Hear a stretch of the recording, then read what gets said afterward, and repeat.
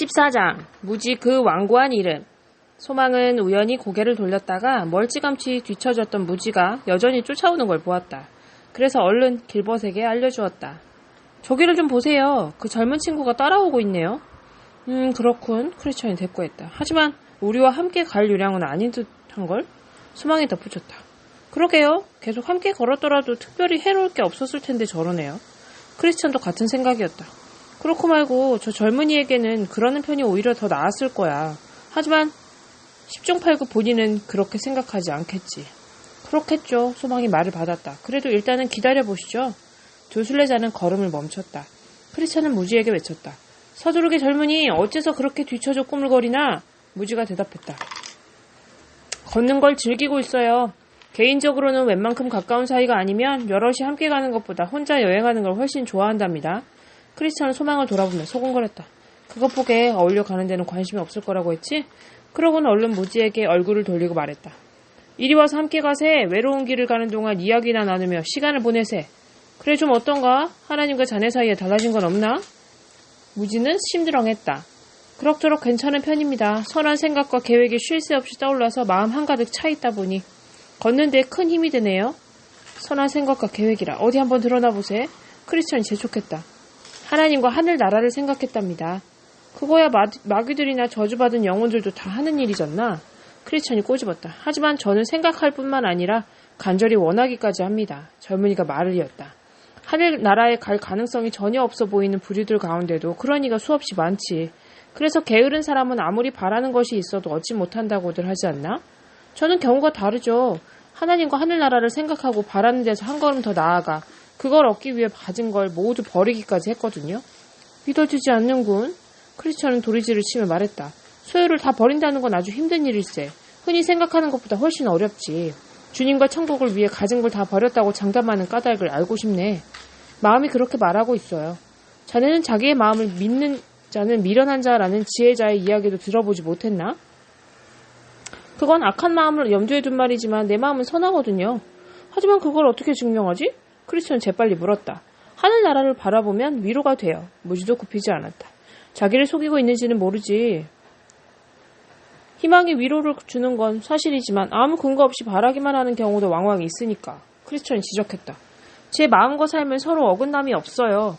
그만하면 희망의 토대가 확실한 게 아닐까요? 무지가 반문했다. 자네의 마음과 삶이 하나라고 누가 그러던가? 역시 마음이 그러더군요. 무지는 완강했다. 크리스천은 조곤조곤 타일렀다. 그럼 마음대로 내가 도둑이냐고 물어보게. 자네 마음이 그렇다고 대답한다고 해서 내가 정말 도둑이 되는 건 아닐세. 하나님 말씀이 증명해 주시지 않는다면 다른 증거는 다 소용이 없는 걸세. 선한 생각을 품는 게 곧 선한 마음이 아닐까요? 그리고 하나님의 계명에 따라 사는 게 선한 삶이 아닐까요? 그렇다네. 선한 마음은 선한 생각을 품고 선한 인생은 하나님의 계명에 따라 살게 마련이지. 그러나 정말 그런 마음을 갖는 것과 생각만 하는 건 완전히 다른 얘기라네. 그럼 선한 생각과 하나님의 계명을 따라 산다는 게 뭘 의미하는지 선생님의 의견을 말씀해 주시겠어요? 무지가 질문했다. 선한 생각에는 여러 가지 형태가 있지. 자신에 대한 것일 수도 있고 하나님, 그리스도 또는 그 밖에 다른 일들에 관한 것일 수도 있네. 크리스천이 설명했다. 우리 자신에 관한 선한 생각이라면 뭘 말씀하시는지? 하나님 말씀에 맞는 생각이지. 자신에 관한 어떤 종류의 생각들을 하나님의 말씀에 부합된다고 볼 수 있는 걸까요? 성경과 똑같은 관점으로 자신을 판단할 때 비로소 바른 생각이 되는 걸세. 조금 더 구체적으로 말하자면 하나님 말씀은 자연 상태의 인간에 대해 의의는 없나니 하나도 없다고 가르치네. 아울러 마음으로 생각하는 모든 계획이 항상 악할 뿐이라며 어릴 때부터 그 마음의 생각이 악하기 마련이라고 지적한다네. 따라서 자신을 그렇게 파악한다면 그건 선한 생각일세. 하나님의 말씀과 정확하게 일치하거든. 그래도 무지는 고집을 피웠다. 내 마음이 악하다는 말은 도무지 믿어지지 않습니다. 그렇다면 자네는 평생 자신에 대한 선한 생각을 해본 적이 없는 거야. 크리스천은 단호했다. 어쨌든 계속 들어보게. 하나님의 말씀이 마음을 판단하는 기준이듯 인간의 길에 대해서도 마찬가지일세. 마음과 그 길에 관한 생각이 하나님의 말씀이 제시하는 바에 부합되면 거룩한 말씀과 차이가 없으므로 선하다고 인정할 수 있지. 무슨 뜻인지 잘 모르겠어요. 무지가 말했다. 크리스천 설명을 계속했다. 잘 들어보게. 하나님 말씀은 인간의 길이 구부러져 있으며 선한 게 아니라 비뚤어져 있다고 가르친다네. 본래부터 바른 길을 거스르고 아예 알지도 못한다는 의미일세. 자, 그런 사실을 머리로 깨달아 알고 하나님의 말씀이 오르며 자신의 길이 그름을 겸손히 믿는 이는 선한 생각을 가지고 있는 걸세. 하나님의 말씀의 판단과 일치하기 때문이지. 그럼 하나님에 관한 선한 생각이란 무엇을 말하는 겁니까? 하나님 말씀에 부합될 때 자신에 대한 생각을 선하다고 평가하는 것과 마찬가지로 주님에 관한 생각이 그분이 스스로에 관해 친히 하신 말씀과 일치할 때 선하다고 판단할 수 있을 걸세. 하나님의 속성은 워낙 광범위한 주제라 지금 다 말하기 어렵지만 아무튼 거기에 부합되는 생각을 가져야 하네. 주님이 우리보다 우리를 더 잘 알고 계시며 자신조차 모르는 죄까지 속속들이 알고 계시다는 점을 깨달아야 그분을 바르게 볼 수 있네. 인간의 내밀한 생각을 아시며 가장 깊은 곳에 감춰둔 것들을 하나도 빼놓지 않고 지켜보신다는 걸 알아야 하나님을 제대로 의식할 수 있네. 인간이 제 아무리 외로워도 그분께는 악취를 풍길 따름이며 한없이 선하게 산다 해도 자신 있게 그 앞에 설 수 없음을 절감할 때 주님에 관해 정확한 생각을 가질 수 있지. 하나님이 저보다 더 저를 잘 아신다고요? 비할 데 없이 선하게 살아도 하나님 앞에 당당히 나아갈 수 없다고요? 무슨 당연한 말씀을 하세요. 제가 그런 것도 모르는 멍청이인 줄 아세요? 무지가 억울하다는 듯 말했다. 그럼 자네는 여기에 대해 어떤 의견을 가지고 있나? 크리스천이 물었다. 한마디로 그리스도를 믿고 의롭다 하심을 받아야 한다고 생각합니다. 무지가 대답했다. 주님이 필요하다는 사실조차 실감하지 못하면서 그분을 믿어야 한다고 말하다니. 도대체 어찌 된 셈인가? 크리스천이 따지고 들었다. 자네는 근원적인 결함과 실제적인 연약함을 전혀 깨닫지 못하고 있네. 자신과 삶을 생각하는 자세로 미루어 보면 그대는 그리스도의 인격적인 의로움에 힘입어 하나님 앞에서 의롭다고 인정받을 필요를 전혀 느끼지 못하는 것 같네. 그러면서도 어떻게 그리스도를 믿는다고 말할 수 있나? 뭐라고 하시든지 전 분명히 믿습니다. 하지만 뭘 믿는다는 거지? 무지는 거침없이 대답했다. 그리스도께서 죄인들을 위해 돌아가셨음을 믿습니다. 그리고 주님의 법에 순종하면 너그럽게 받아주셔서 저주에서 풀려나게 하시며 하나님 앞에서 의로운 백성으로 인정해 주실 거라고 믿습니다. 하나님은 그리스도의 공로를 감안해서 신앙적인 의무를 다하려는 제 노력을 기꺼이 받아주시고 의롭다 해주시리라고 믿습니다. 자네의 신앙 고백에 관해 몇 마디 짚고 넘어가겠네. 크리스천이 답답했다. 첫째로, 자네는 실체가 없는 신앙을 가졌네. 성경 말씀 어디에도 그런 기록은 없네. 뿐만 아니라 그리스도의 인격적인 의로움과 상관없이 의로워지려고 하는 거짓 믿음을 추구하고 있네. 자네가 말하는 신앙은 그리스도를 인격 그 자체가 아니라 행위를 의롭게 하시는 분으로 몰아가는 셈이네. 당연히 심판날 하나님의 진노를 면할 수 없을 것이세. 인간을 의롭게 하는 참다운 믿음은 율법의 그늘 아래서는 구원받을 가망이 전혀 없음을 깨닫는 데서 시작되네. 주께 나와 그분의 의로움을 피난처로 삼는 심령들은 오직 그리스도의 의로움만이 하나님의 인정을 받을 수 있음을 잘 알고 있지. 독생자의 순종과 인간의 노력이 뒤섞인 무언가로는 하나님 앞에서 의로워질 수 없네. 자네의 순종은 쓸모없으며 죄로 가득 차 있거든. 하나님이 죄의 삭스로 받으신 건 예수 그리스도의 순종이 전부일세. 진정한 신앙은 영혼을 재촉해서 그리스도의 의로우심 가운데로 도망쳐서 마땅히 받아야 할 저주에서 벗어나게 해준다네. 주님의 의를 덧입어야 하나님 앞에 흠없는 모습으로 설 수 있으며 그분을 통해야만 죄의 빚을 탕감받고 하늘 아버지 품에 안길 수 있는 거지. 마압소사, 무지는 버럭 소리를 질렀다. 인간의 공로가 없어도 그리스도가 이루신 역사를 충분하다는 걸 믿으란 얘기입니까? 그리스도와 그분의 의로우심을 믿으면 바로 그 순간부터 완전히 자유로워집니다. 따라서 선생님과 같은 사고방식을 가졌다가는 정욕을 죄고 있던 고삐가 느슨해져서 하나님 명령에 불순종하고 마음의 욕심을 채우게 될 겁니다. 자네 이름이 무지라고 했지? 이름값 한번 제대로 하는군. 크리스천이 혀를 찼다. 그대의 대답을 들으면 내 판단이 옳다는 걸 여실히 볼 수 있네. 어떤 의로움이 인간을 의롭게 하는지, 어떻게 믿어야 하나님의 맹렬한 진노에서 자신의 심령을 안전하게 지킬 수 있는지 도무지 감을 잡지 못하니 하는 말일세.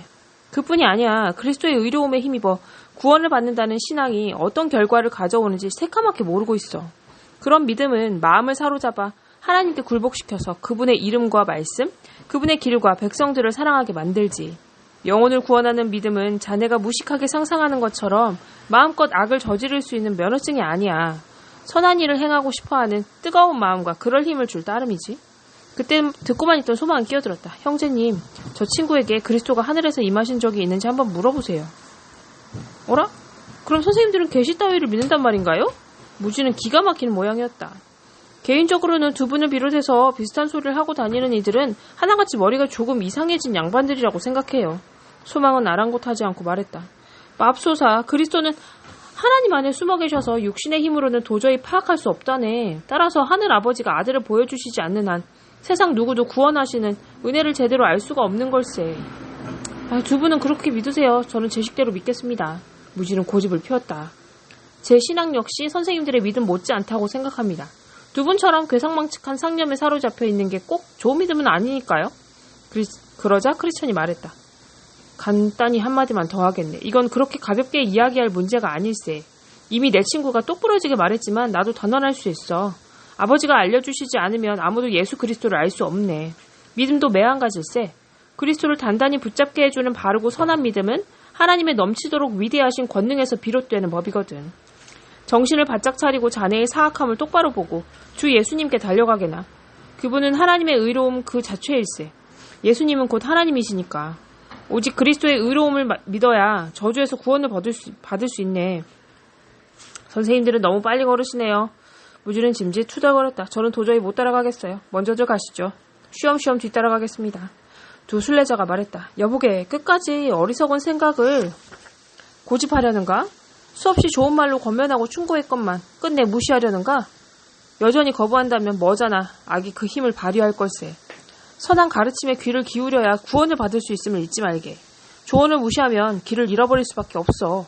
말을 마친 크리스천은 소망을 재촉했다. 형제님, 어서 갑시다. 이제 우리끼리 걸어야 할 것 같소. 그리하여 둘은 다시 앞서 걷기 시작했다. 꿈에 보니 무지는 다리를 절뚝거리며 그 뒤를 따랐다. 크리스천은 다정한 길벗을 돌아보며 말했다. 저 친구가 불쌍해서 견딜 수가 없군. 결국은 어려운 처지에 빠지고 말 텐데. 얼마나 딱한 노릇인지. 소망은 탄식했다. 우리가 살던 동네에는 저 친구와 똑같은 이들이 헤아릴 수 없을 만큼 많았어요. 식구들 가운데도 심지어 순례자들 가운데도 수두룩했죠. 우리 고향이 그 정도라면 무지가 태어난 마을은 오죽했겠어요? 크리스천이 말을 받았다. 정말 눈이 있어도 보지 못하게 하셨다는 말씀 그대로군. 지금은 우리 둘뿐이니 그런 이들을 어떻게 생각하는지 서로 이야기해보세. 저들도 죄를 짓고 몹시 위태로운 형편에 처했다는 걸 스스로 통감하고 견디기 힘들 만큼 두려워해 본 적이 있을까? 연배도 위고 경험도 많으시니 형제님이 먼저 말씀해 주시는 게 좋겠습니다. 소망은 답을 미뤘다. 기다렸다는 듯 크리스천이 말했다. 저런 친구들도 가끔씩 죄를 깊이 자각하는 순간이 있기는 할 걸세.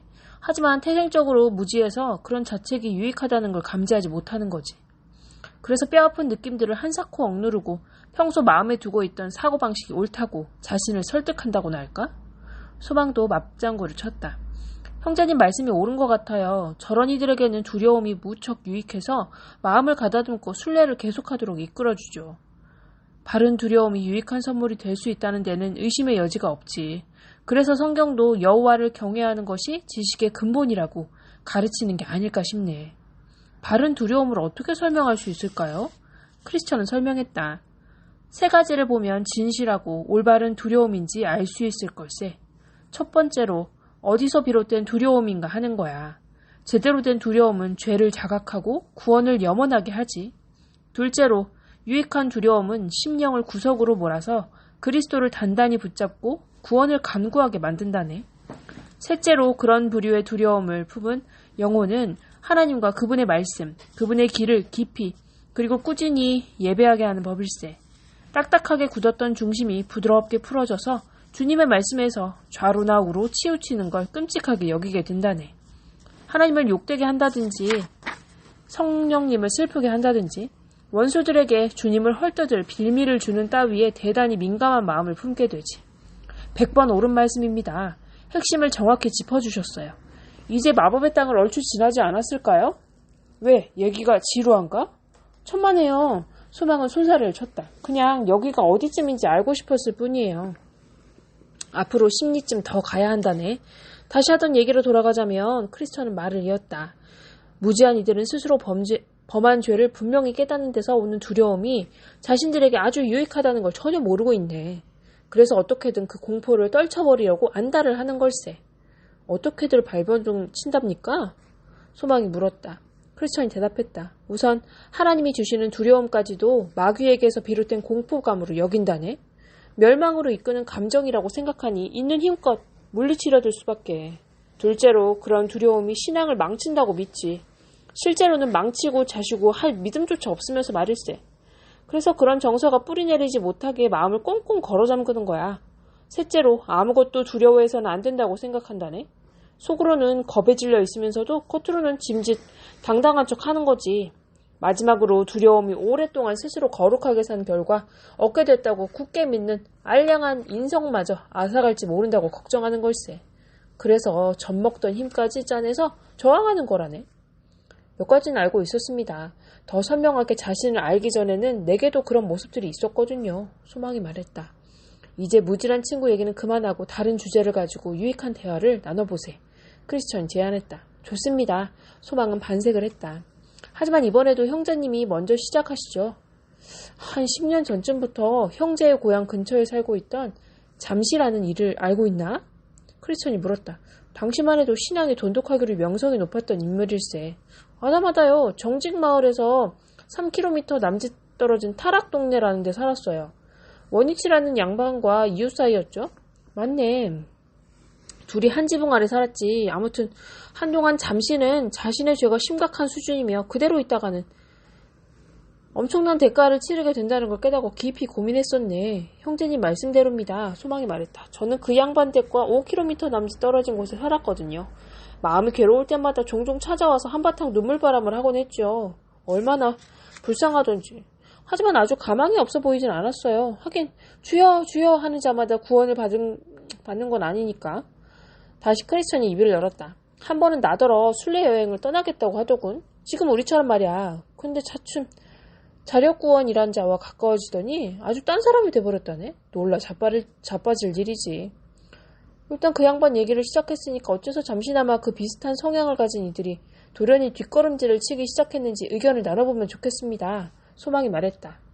아주 유익한 토론이 되겠군. 형제부터 말해보게. 제 소견으로는 4가지 이유가 있는 것 같아요. 소망이 나섰다.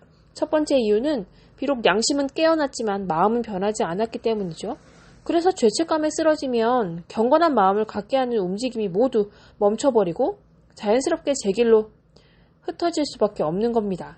마치 병든 개가 먹었던 걸 다 토해서 남김없이 속을 비워내는 것과 같아요. 그러고 싶은 마음이 있어서가 아니라 그저 속이 불편했기 때문이죠. 부대끼던 게 가라앉으면 제가 토해놓은 걸 남김없이 주워 먹죠. 개는 자기가 토한 것을 도로 먹는다는 말씀 그대로예요. 결국 지옥에서 맛보게 될 끔찍한 고통이 무서워서 하늘나라를 갈망한다면 그 느낌과 저주에 대한 공포감이 둔해지는 순간 하늘나라와 구원을 기대하는 열망도 식어버릴 게 분명합니다. 죄책감과 두려움이 사라지는 동시에 천국과 거기서 누릴 행복에 대한 기대가 죽어버리고 예전에 걷던 길로 되돌아가는 거죠. 뒷걸음질 치는 두 번째 이유는 두려움의 노예가 되어 거기에 휘둘리는 까닭입니다. 쉽게 말해서 사람을 두려워한다는 거예요. 사람을 두려워하면 올무에 걸리게 된다고 성경이 가르치는데도 말이에요. 지옥불이 훨훨 타오르던 소리가 귀에 생생하게 들리는 동안은 하늘나라를 애타게 찾는 것처럼 보이지만 그 무섬증이 약해진다 싶으면 금방 딴 마음을 품기 일쑤예요. 가진 걸 다 잃어버릴 수도 있는 모험을 피하고 얼마든지 모면할 수 있는 어려움에 쓸데없이 빠져들지 않으려면 세상의 기준에 맞춰 현명하게 처신하는 게 좋겠다고 판단하는 거죠.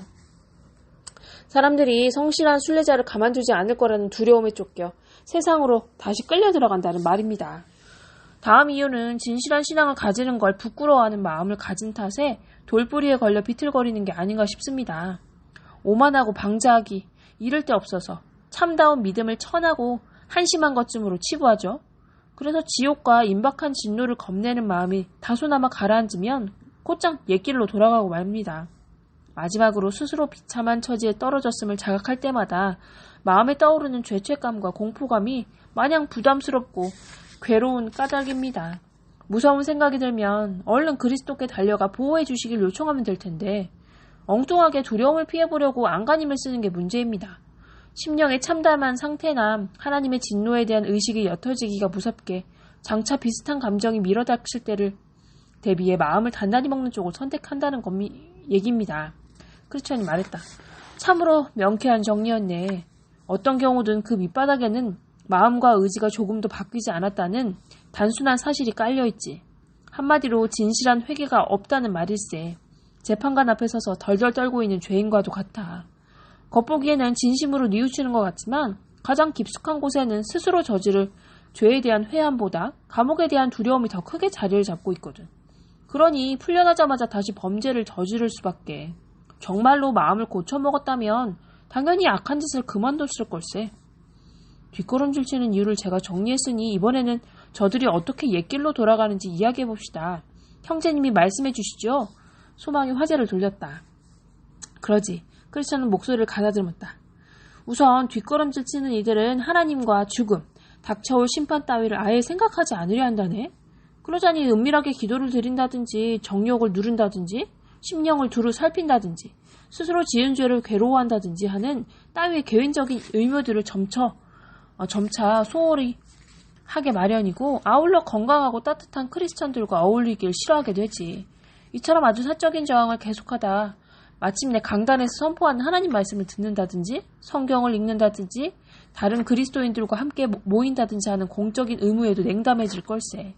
집회에 빠지는 건 물론이고 더불어 교제하지 않는 걸 합리화할 욕심에 다른 크리스천들을 헐뜯으며 심지어 위선자라고 손가락질을 일삼기도 해. 성도들과의 교제를 끊어버린 뒤에는 세속적이고 문란하며 욕심 사납고 음란하고 제멋대로인 이들과 가까워지기 시작한다네. 새로 사귄 벗들은 얼른 돌아서서 육체적이고 음란한 세상 관습을 쫓으라고 열심히 꼬드기게 되어 있고 물론 처음에는 아주 은근하게 유혹하겠지만 그러다 평소에 경건하다고 생각했던 이가 무슨 꼬투리 잡힐 일을 하거나 죄를 짓는 걸 보면 얼른 가져다가 자기 죄를 합리화하는 핑계여 본보기로 써먹지. 그처럼 몰래 숨어서 죄를 짓는 단계를 넘어서면 대놓고 이제는 못된 짓을 저지르기에 이르네. 결국은 마음이 돌같이 굳어져서 된 비밀을 있는 그대로 드러내게 되지. 놀라운 은혜가 임해서 막아주지 않는 한 다시 참담한 죄의 구렁텅이로 빠져들어간다네. 자신을 속이며 영원히 멸망해가는 거지.